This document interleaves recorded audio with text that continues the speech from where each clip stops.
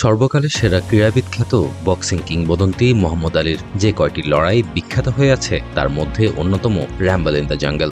সেই বিখ্যাত লড়াইয়ে মোহাম্মদ আলীর প্রতিপক্ষ ছিলেন আরেক কিংবদন্তি বক্সার জর্জ ফোরম্যান। অবশেষে না ফেরার দেশে চলে গেলেন এই কিংবদন্তি ক্রীড়াবিদ। মৃত্যুকালে তার বয়স হয়েছিল ৭৬ বছর। দুবারের হেভিওয়েট চ্যাম্পিয়ন শুক্রবার নিজের বাড়িতে শেষ নিঃশ্বাস ত্যাগ করেন। তার পরিবারের পক্ষ থেকে এই খবর জানানো হয়েছে।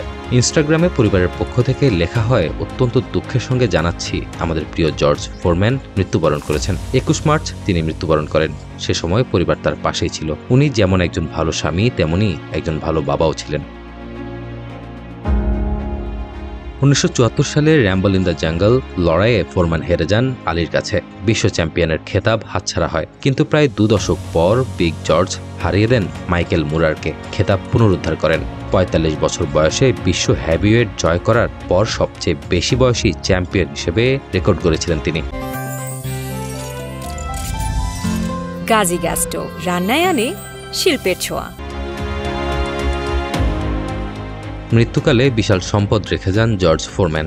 বিভিন্ন মিডিয়ার দাবি, ফোরম্যানের সম্পদের পরিমাণ প্রায় $৩০০ মিলিয়ন কাছাকাছি। সে সঙ্গে তিনি রেখে গেছেন বিশাল এক পরিবার ও বক্সিংয়ে সোনালী এক অতীত। বক্সিং রিংয়ে তিনি পরিচিত ছিলেন বিগ জর্জ নামে। ১৯৬৮ সালে অলিম্পিকে স্বর্ণ জয় করেন ফোরম্যান। তার মৃত্যুতে শোক জানিয়েছে মাইক টাইসন থেকে শুরু করে বিশ্বের বিখ্যাত সব ক্রীড়া ব্যক্তিত্ব। মহিবুল কাদের, জিটিভি নিউজ।